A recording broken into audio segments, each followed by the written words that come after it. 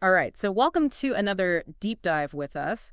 Today we are going super deep into the Australian higher education job market. Exciting. Yeah, and we have some really cool stuff to talk about, specifically this partnership that's been making a lot of noise down under. Yeah, a lot of buzz for sure. So it's all detailed out in this agreement that we have between, it's the Australian Higher Education Industrial Association. They go by AHEIO. AHEIA. Yeah, and they've partnered with AcademicJobs.com. Interesting combination. Very interesting, very interesting. So before we get into all the nitty-gritty, I guess maybe let's back up a little bit for our listeners who maybe aren't familiar with all the players. What exactly is AHE and why are they kind of the big dog in this partnership? Well, you're right. HEIA is a pretty big deal. They represent something like 34 Australian universities, so that's a lot of academic institutions under their umbrella. That's a massive network. It is. But they're not just some professional organization for academics to chat over coffee. They're really in the thick of it, when it comes to industrial relations. They're the ones representing these universities in all sorts of legal proceedings, bargaining agreements, that sort of thing. So they really have a seat at the table when it comes to shaping policy and all that. Exactly. They're not just talking the talk. They're walking the walk. And that gives them a lot of clout, real power to actually influence the higher ed landscape in Australia.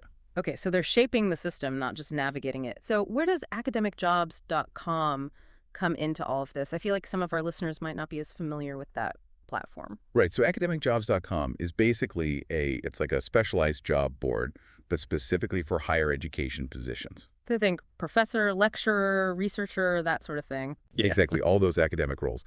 So you can think of it like a one-stop shop for anyone who's looking for a job in academia.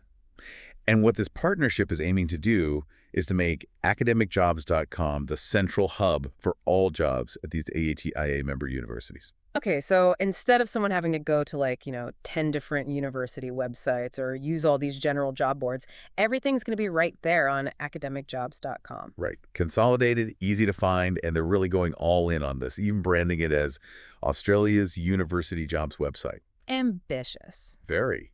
Okay, well, this is sounding pretty convenient for job seekers, but what's in it for the universities themselves? I mean, I imagine they're always looking for ways to make their hiring process more efficient, especially when it comes to cost. Absolutely. And that's one of the big selling points here. So the agreement actually spells out the universities will pay a flat fee of $888 Per month.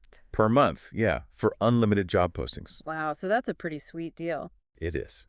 Especially when you compare it to some of the other big platforms out there like Seek, which is a really popular job board in Australia, but it can get super expensive for universities to post there. Oh, yeah, Seek can really drain the budget. Exactly. So this flat fee model through academicjobs.com is way more cost-effective for these universities. Now that you mentioned Seek, and you know how expensive that could be, this flat fee for unlimited postings, does that make you think that this could maybe help level the playing field a bit?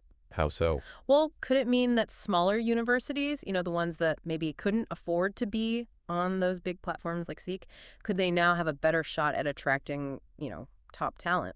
That's a really interesting point. I mean, it's definitely possible. This flat fee could give smaller universities a real advantage, especially if they can really leverage all the tools and features that academicjobs.com is offering. It could be a game changer for them. So potential for more competition, which is good for everyone involved. Okay, so we've talked about how this is good for the universities, how it could potentially be a game changer for smaller institutions. But what about academicjobs.com themselves? What do they get out of all this? Well, think about it. By partnering with AGIAA, they're immediately boosting their visibility like crazy.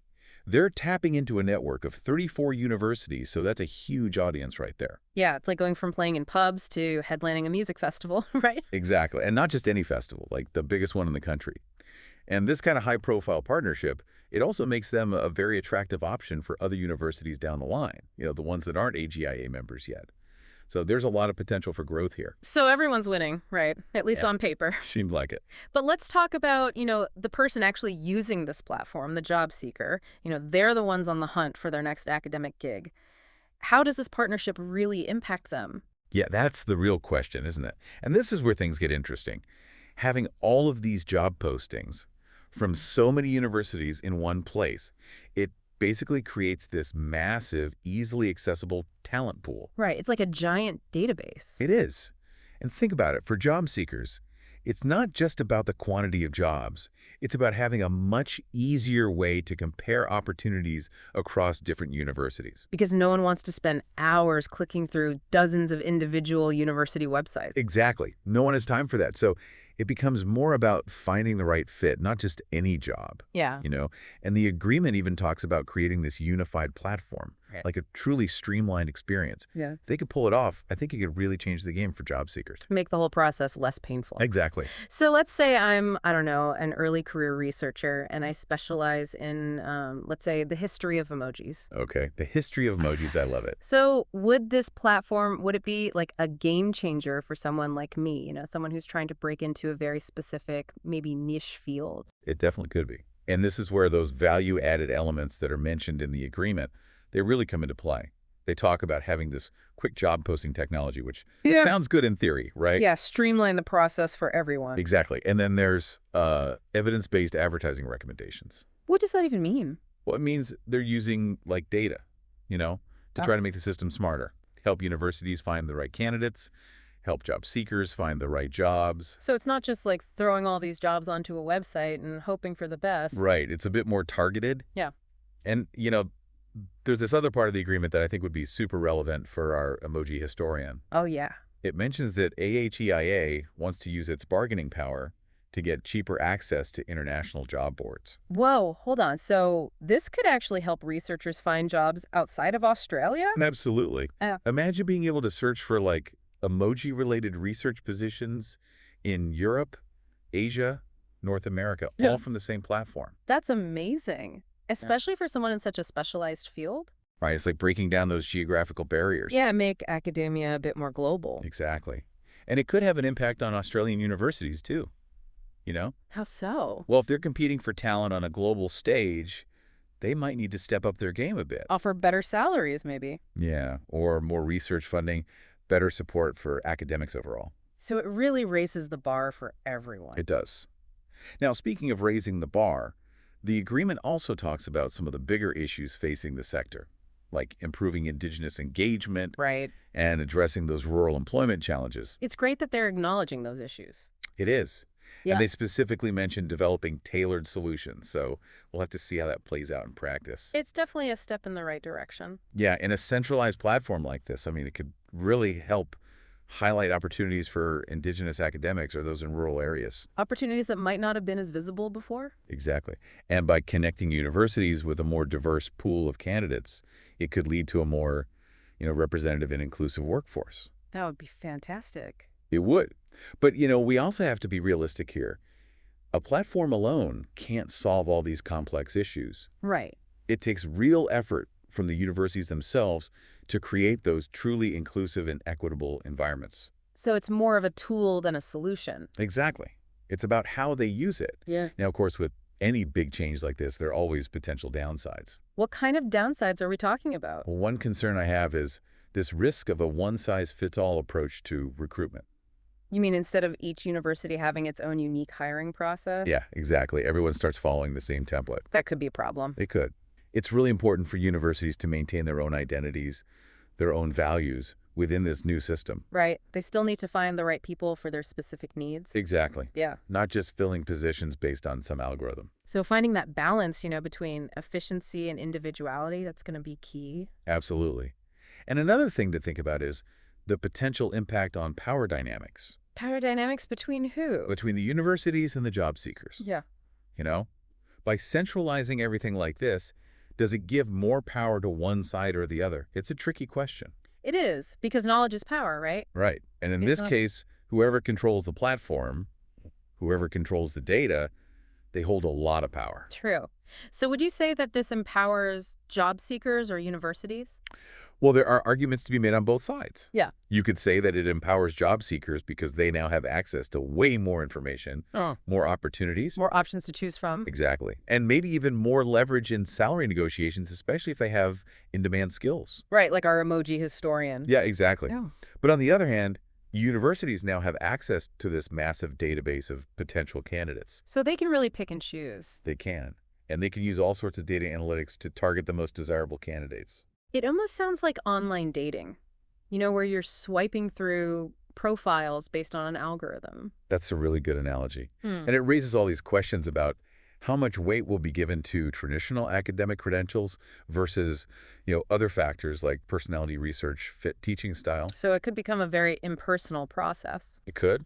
I'll have to see how it all plays out. Yeah. Now, there was one part of the agreement that I found really fascinating. And it wasn't about job postings or algorithms. But was it? It was about branding. Branding. Okay. Yeah, that section where they talk about protecting each other's intellectual property and making sure neither party uses the other's branding in a way that could, cause disrepute or scandal. Oh, yeah. Yeah, I remember that. It's pretty standard legal language, but it did seem a bit strong. It did.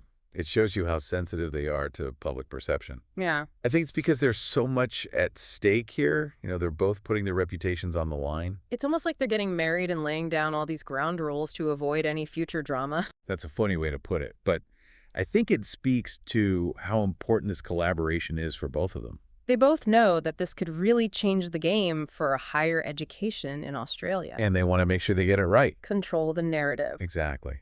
So we've covered a lot here. We've talked about the potential benefits of this partnership for universities, for job seekers, even for the wider academic community. But we've also highlighted some of those potential challenges and concerns. Right. It's important to look at it from all angles. Right. It's not a perfect solution, but it definitely has the potential to reshape the Australian higher education landscape. And we'll definitely be keeping an eye on how it all unfolds. Absolutely. Now, before we wrap things up, we want to leave our listener with something to think about, a question to ponder. So we were talking about how this platform could shift that balance of power, between universities and the people looking for jobs. Yeah, and it really is, it's a tough one to figure out. Yeah. Because like you said, there are good arguments on both sides. Exactly. So here's the question I have for anyone listening. If this really does become like the main place to find academic jobs in Australia, could we see the rise of I don't know, superstar universities? Ooh, superstar universities. That's interesting. I mean, I see what you're getting at. It could definitely change the dynamics. Think about it. With all the jobs on one platform, those top universities, the ones with all the name recognition, the big research funding, the fancy labs, they're going to be front and center, right? Oh, yeah, totally. They'd basically have this giant billboard, advertising everything they have to offer to a worldwide pools of talent. Exactly. And wouldn't that create this snowball effect? They attract the best researchers, then that leads to more funding, more groundbreaking research, and boom, even more prestige. Yeah, it's like a self-fulfilling prophecy. And while that might sound amazing for those top universities, what does it mean for everyone else? That's what I'm worried about. The smaller universities, the ones maybe in more rural areas, or the ones that specialize in fields that aren't, I don't know, as trendy as others, they might really struggle to keep up. Yeah, it's like the rich get richer. Mm-hmm. And these other universities, they might end up having to settle for, for candidates who couldn't get those top positions at those superstar universities. And then the cycle just continues. So it's bigger than just finding a job, right? It's about the health of the whole system, the whole Australian higher education system, making sure there's diversity and opportunity for everyone. It really is. It's a complex issue with no easy answers, but it's something that I think anyone involved in higher education, whether you're a professor or a student, you need to be paying attention to this. For sure. And for our listeners who want to dive deeper, I mean, pun intended, they can head over to academicjobs.com and check out the AHEIA website. All the details of this partnership are there. Yeah, it's worth a look. See how this might affect your own academic journey, whether you're just starting out or you've been in the game for a while. Because this could really be a turning point for higher education in Australia, for better or for worse. Who knows? Exactly. And hey, maybe in a few years we'll do another deep dive and see how it all panned out. That's a great idea. Thanks for joining us on this journey down under into the wild world of Australian academia. Always a pleasure to explore these topics with you. Until next time.